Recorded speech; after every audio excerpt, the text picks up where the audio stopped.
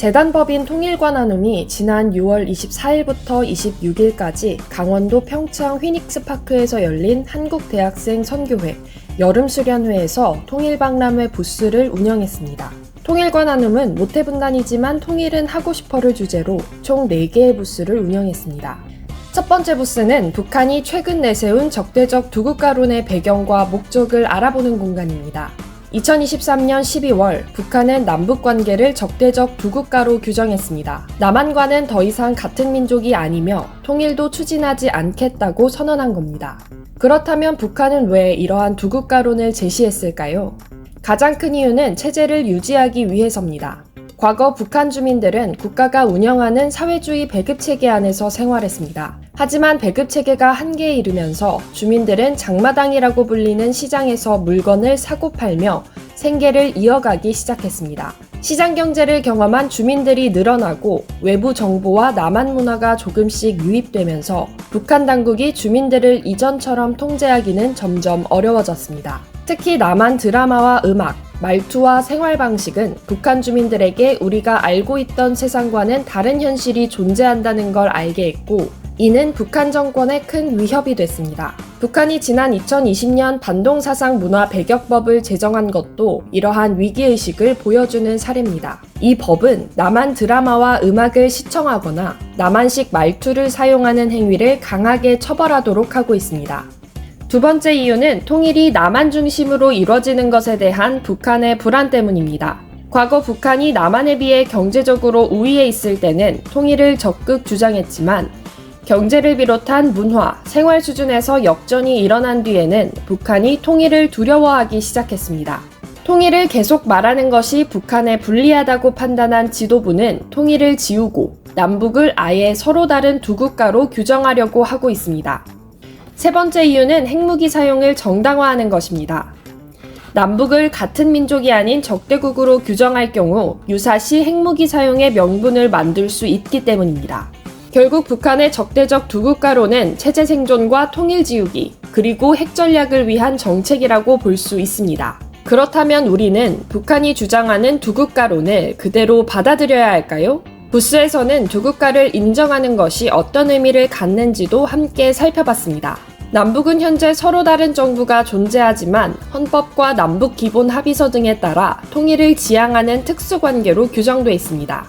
따라서 두 국가를 공식적으로 인정하는 것은 통일을 포기하는 것과 같은 의미가 될 수 있습니다. 일부가 말하는 평화적 두국가론과 북한의 적대적 두국가론은 엄연히 다릅니다.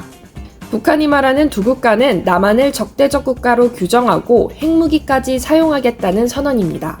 그렇다면 우리는 어떻게 해야 할까요? 북한이 만들어낸 프레임에 그대로 끌려가기보다 대한민국 헌법이 지향하는 평화적 통일의 원칙을 흔들림 없이 준비해야 합니다. 분단은 당연한 현실이 아니라 해결해야 할 과제이며 북한 주민들의 더 나은 삶을 위해서도 통일을 포기해서는 안 됩니다. 접촉과 교류를 포기하지 말되 원칙을 잃지 말아야 합니다. 청년들이 통일을 반대하는 결정적인 이유 중 하나는 바로 비용 문제입니다. 그렇다면 과연 분단에는 비용이 들지 않을까요? 두 번째 부스에서는 분단 비용의 현실과 통일이 가져올 변화를 살펴봤습니다. 우리는 분단이 너무 익숙해진 나머지 분단으로 인해 잃고 있는 것들을 쉽게 체감하지 못하지만 우리 사회는 지금도 다양한 비용을 지불하고 있습니다. 대표적인 것이 막대한 국방비입니다. 분단 상황이 계속되면서 국방 예산은 매년 증가하고 있고 청년들은 병역 의무로 인해 학업과 진로를 잠시 멈춰야 합니다. 또한 남북의 군사적 긴장은 해외 투자와 기업 가치에도 영향을 미칩니다. 이른바 코리아 디스카운트 현상입니다. 한반도의 지정학적 위험 때문에 국내 기업과 주식이 실제 가치보다 낮게 평가되는 현상이 지속되고 있는 겁니다. 분단은 경제뿐 아니라 사회에도 영향을 미칩니다. 남북 갈등이 반복될 때마다 사회적 갈등과 이념 대립도 함께 커지고 통합을 위한 사회적 비용 역시 계속 발생하고 있습니다. 반대로 통일은 새로운 기회를 만들어낼 수 있습니다. 남북한의 인구와 자원, 기술이 결합하면 더 큰 내수 시장이 형성되고 경제 성장의 기반도 넓어질 수 있습니다. 군사적 긴장이 완화되면서 국방비 부담은 줄어들고 그 재원을 복지와 교육, 청년 정책 등에 활용할 수 있습니다. 또한 한반도가 대륙과 해양을 연결하는 물류 중심지로 성장하면서 국제 경쟁력도 높아질 수 있습니다. 북한 주민들은 지금도 표현의 자유와 이동의 자유, 직업 선택의 자유 등 기본적인 권리를 충분히 보장받지 못하고 있습니다.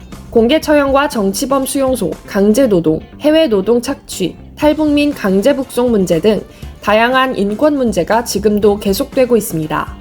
통일은 북한 주민들에게 인간다운 삶을 되찾아주는 일이기도 합니다. 부스에서는 참가자들이 북한 주민들의 현실을 함께 이해하고 같은 한민족으로서 우리가 어떤 책임을 가져야 하는지 생각해보는 시간을 가졌습니다. 세 번째 부스에서는 통일 이후 우리 사회에 어떤 변화가 찾아올지 함께 그려봤습니다. 통일은 새로운 미래를 만드는 과정이기도 합니다. 행정과 외교, 철도와 건설, 교육과 문화, 의료와 환경, 복지와 심리 등 다양한 분야에서 새로운 일자리가 만들어질 수 있습니다. 부스에 참여한 참가자들은 자신이 통일 시대에 어떤 일을 하고 싶은지 직접 적어보며 미래를 상상하는 시간도 가졌습니다. 통일은 누군가의 이야기가 아니라 지금 청년 세대가 함께 준비해야 할 미래라는 점을 자연스럽게 체험할 수 있도록 구성됐습니다. 통일과 나눔은 이번 통일박람회를 통해 북한의 변화와 분단의 현실, 그리고 통일 이후의 미래를 쉽고 재미있게 이해할 수 있는 다양한 교육 프로그램을 운영했습니다. 참가자들은 부스를 하나씩 체험하며 통일을 막연한 개념이 아닌 지금 우리 사회와 연결된 현실의 문제로 바라보는 시간을 가졌습니다. 앞으로도 통일과 나눔은 청년들이 통일을 더 가까이에서 이해하고 함께 준비할 수 있도록 다양한 교육과 참여 프로그램을 이어갈 예정입니다.